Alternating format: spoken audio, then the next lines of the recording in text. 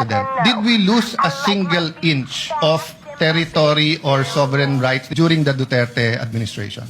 Hindi naman tumigil yung paghaharas. Hindi rin tumigil yung pag-water cannon. Mr. President, ang tinatanong ko, kasi during President Aquino's time, it's on the record, we lost control of Scarborough. May miscalculations nangyari. Instead of sending a Coast Guard ship, we sent a military ship, Navy, a gray ship, and then nagkaroon ng standoff and then kinontrol ng Chinese. So when President Duterte took over, that's what we had to deal with, the threats that it will further escalate. So from the time that President Duterte took over, June 30, 2016, until the time he left, June 30, 2022, did we lose a single feature, a single square inch? Did we lose a part of our territory? I think it's on the record, we did not. Well, if we did not lose any, then we thank the efforts of the past administration. But did we gain? Were we able to reverse the losses? I think not. Were we able to improve our trade? Not so. Not as robust in terms of other countries. Therefore, may plus-minus din po, Mr. President. Well, let me answer that in two ways. First, I appeal to the records. We had more trade than during the Aquino administration. More bananas, other fruits were allowed into China. The tourism went up. First time in our history, lumaban yung dami ng Chinese versus dumami ng Japanese. And then yung hindi nakakapangisda, President Duterte announced that our fishermen can fish. Hindi lang pwede sa loob ng lagoon. And pati yon meron dahilan because spawning grounds yon eh. So hindi dapat mag-fish dun sa loob. So the next question, Mr. President, inside our EEZ, sino ang pinakamaraming reclamation? Right now, it is, as I'm made to understand, it is Vietnam. Okay. Sinong pangalawa? Again, according to our DND resource person, China is the second. Okay. Mali po, it's Malaysia. So, tama ako, Malaysia. O ito, pag-usapan po natin itong kay Cayetano. Talaga nga namang niyari niya po si Pangilinan. Talagang sinampal ng katotohanan. Grabe ho ito. Nagulat ako dito. Sabi ko, wag nyo talagang sa dami-dami ng babanggain yung senador. Oo, si Marcoleta magaling din. Ito honestly, this is my honest opinion. Maraming klase ng matalino, maraming klase ng magaling na abogado. Si Marcoleta, magaling na abogado, naninindigan, matikas. Okay, magaling. Pero in conveying message, sometimes medyo masyado siyang malalim. Minsan masyado siyang technical na hindi masyadong nagigets. O alam mo yon, ano pa nga si Marcoleta, gentle pa. Okay. Pero pag si Cayetano ang bumanat, pag si Cayetano ang yumari at nakadebate mo, debater talaga. Pahiya ka. As in, mapapahiya ka talaga. Ito, bibigyan ko kayo ng sample ng napahiya si Pangilinan dito bago natin i-play yung mas mahaba. Ito, sample lang ito. Papakita ko sa inyo. The first to reclaim was Vietnam. The most aggressive to reclaim and most islands is Vietnam. Yes, that's right. The most aggressive is Vietnam. The country to first propose to President Obama not to militarize na hindi tinanggap ng American government is China. Inside our EEZ, sino ang pinakamaraming reclamation? Ayan. Sino ang pinakamaraming reclamation? Right now, it is, as I'm made to understand, it is Vietnam. Okay. Sinong pangalawa? Again, according to our DND resource person, China is the second. Okay. Mali po, it's Malaysia. Malaysia. Oh, di ba? So, diyan pa lang sabi ko, yan ang problema sa mga dilawang tae, mga dilawang senador, mga pinklawan. Basta lang sila bitaw ng bitaw. Kita nyo, nakakapit pa nga siya doon. Bakit? Tutumba siya. Bakit? Alam mo yung kanyang body language? Tingnan nyo ha. Tingnan nyo yung body language ni Pangilinan. The most aggressive is Tingnan nyo. Vietnam. The country to first propose to President Obama not to militarize na hindi tinanggap ng American government is China. Inside our EEZ, sino ang pinakamaraming reclamation? Right now, it is, Tingnan nyo, nakakapit siya. May bumubulong sa kanya eh. as I'm made to understand, it is Vietnam. Okay. Sinong pangalawa? Again, according to our DND resource person, China is the second. Mali po, it's Malaysia. Nakikipaglabang ka sa China, hindi mo alam, di ba? Na Vietnam at Malaysia ang pinaka-agresibo at marami dyan. Tapos sasabihin mo ngayon yung China. You know why? Hindi ba kayo nagtataka dyan? Hindi nyo ba naisip yan? Bakit kaya China sila ng China? Mas madami naman ng Vietnam. Mas marami naman ng Malaysia. Bilangin nyo mas marami yun. Di ba pinakita na nga ni Sas yan Mas marami yung Vietnam at Malaysia. Bakit pinag-iinitan ng China? You know why? Dinidikit kasi nila ang China sa mga Duterte. As in, ang ano nila dyan, basta China, Duterte may kasalanan. But in reality, sa totoo lang napakaayos ng relationship natin at maayos ang ginawa ng China sa atin. As a matter of fact, dito nga ako takantake. Sino ba ang nagbigay sa atin ng mataas na tariff? Amerika ba o China? Amerika Sinong tumulong sa atin during the pandemic? Unang nagbigay sa atin ng mga bakuna? Amerika ba o China? China. Sino nagpagawa ng mga magagandang na inagaw mismo ni Bongbong Marcos dito sa Davao? Di ba China rin?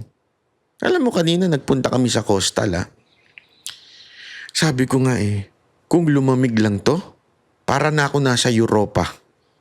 Oo. Kasi remember, di ba nagpunta tayo dyan sa Europa, ilang beses tayo nagpunta dyan. At isa sa paborito natin dyan, yung Barcelona. Kasi doon sa Barcelona, merong beach Ano ba yun? May mga coastal din sila. Sabi ko nga kulang na lang dito sa Davao City, mga siksing matatangos ang ilong. Parang Spain na ito, parang Barcelona na ang dating nito. Yeah? Totoo naman anong punto ko dun? Ibig ko lang sabihin, ganun kaganda. At may video tayo, pinakita ko. Kung gusto nyo makita, nasa Facebook ko po yan. Kita nyo naman yung project. Alam mo, doon sa drone na ginagamit ko, hindi ko pa kasi kabisado yun kaya natatakot akong sa dagat kasi ang lakas ng hangin gumagano yung drone. Hindi doon sa video hindi gumagano kasi nga merong gimbal yun. Pero sa gumagano yung drone. Pag pumupunta na doon sa may dagat, natatakot ako baka mamaya biglang bumagsak. Sayang naman yung pera natin doon. Mahal din yun, di ba? 30,000 din yun. So anong ibig ko sabihin? Pag tiningnan mo kasi talaga yun in person, pag tiningnan mo yung parang harang, bago pa yung mismong ganun, may harang pa ng mga parang malalaking bato. Hindi ito yung pipitsuging bato Ito yung that can stand yung tindi ng agos, yung tindi ng alat ng tubig. Ganun siya katibay na kahit magka-tsunami, siguradong mahaharang. Magkakaroon ng splash sa kung may tsunami, pero mahaharang po yun. Unless yung tsunami kasi laki ng isang buong building. Pero grabe ang lalaki talaga. So imposibleng umabot doon, bago patamaan ito, may haharang na. Ganong kalupit po. So anong ibig ko lang sabihin? Ang tindi ng ginagawa ng China sa pagtulong sa Pilipinas. At may mga mas matitindi pang nananakop ng ating quote-unquote West Philippine Sea. Pero bakit yan ang pinag-iinitan? It's all because idinidikit nila at malapit ang mga Duterte sa China. Alam nyo, hindi naman malapit ang Pilipinas sa China Pero China lang kasi ang matulungin. And not only in the Philippines, even in Africa, in other countries. Ewan ko nga, mga putang inang tatanga-tanga lang itong mga senador natin. Pumunta kayo sa ibang bansa. China is the number 1 ngayon in terms of modern technology. Sila yung kayang gumawa ng sobrang bibilis. Yung kanilang technology. Sabi ko, eto the mere fact, Apple is no longer made in US but made in China. It speaks so much. It's an American company and yet China ang tumitira. All the bags, di ba? Lumabas yan. Totoo yun. Yung mga designer bags, designer na mga brand, saan ginagawa? Sa China. Ang gagawin lang nila, alam nyo ba sikreto dyan? Kasi merong dyan sikreto na may percentage ng gagawin para ma-declare mo made in France, made in Paris. So ang gagawin, yung finishing ng mga bags ginagawa sa Paris, sa Italy, doon para masabing made in Paris o made in Italy. Pero most of it sa China na ginagawa. So anong ibig ko lang sabihin? Ang titindi ng ginagawa ng China, not only in the Philippines, but also in other countries as well. Tingnan nyo, halimbawa na lang dati sikat na sikat ang GoPro. Alam nyo yan, di ba? Pag sinabi, action camera, GoPro. Wala na. GoPro, bankrupt. Sino pumalit? DJI, Insta360. Ano pa? May lumalabas pang mga bago ngayon. It's all China company. Ganon sila katindi at ganon sila tumutulong sa iba't ibang bansa. Not only in technology, but also in all infrastructure. Ganon sila kalupit. And that's the only thing that they want sa atin. Oo, may mga tarantadong Chinese. I believe that. Pero, dahil ba sa may tarantadong Chinese, lahat ng Chinese citizen tarantado na? Buti pa nga sa kanila eh. Ang dali bitay dun eh. Sa Pilipinas, tangina, ginawa ng lahat, di pa rin bitayin. Doon bitay talaga eh. O ano pa?